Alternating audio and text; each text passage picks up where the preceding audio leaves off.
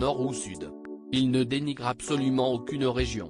On savait que Laurent Ruquier était propriétaire d'une jolie maison en Normandie depuis un certain temps, dans la luxueuse ville de Deauville, mais ce que l'on ne savait pas, c'est que le présentateur qui souffle aujourd'hui sa 54e bougie a également possédé des terres, en région PACA, plus précisément à Marseille, douce cité phocéenne.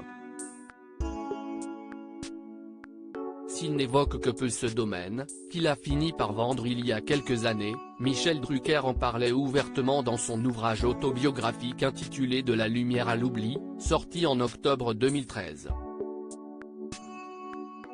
Il faut dire que ces deux-là ne partagent pas que la passion folle de leur métier. Ils entretiennent aussi une jolie amitié et aiment se recevoir l'un l'autre en vacances. Laurent Ruquier semble, d'ailleurs, être un hôte particulièrement généreux, adorant être entouré. Il habite le Roucas Blanc, quartier que tous les Marseillais connaissent, une belle maison au-dessus des places, face au château d'If, plantée sur un rocher, explique Michel Drucker dans son livre. Il vit 365 jours par an avec sa bande. Ses chroniqueurs sont sa famille, à Paris comme en vacances. En arrivant chez lui, j'ai l'impression de tomber au milieu d'un tournage. Se connaître, être bien ensemble, en confiance, est le meilleur terreau des émissions. Plutôt que s'échapper, Laurent ne décroche jamais, pas un jour ni même une heure.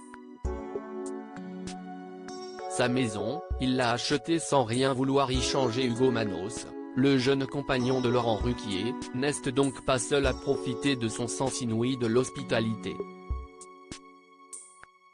Bien au contraire, l'animateur prend un malin plaisir à s'occuper de tout le monde, en tant que maître de maison. Sa bande, Ruquier l'entretient, assurait Michel Drucker. Il l'abrite, l'astique, la bichonne, il aime s'en occuper cas par cas. Depuis des années, même en vacances, le premier debout, c'est toujours Laurent qui fit le marché après s'être renseigné sur le goût de ses invités et revient chargé de gourmandises pour choisir le menu avec une cuisinière. Il aime moins manger que voir les autres se régaler.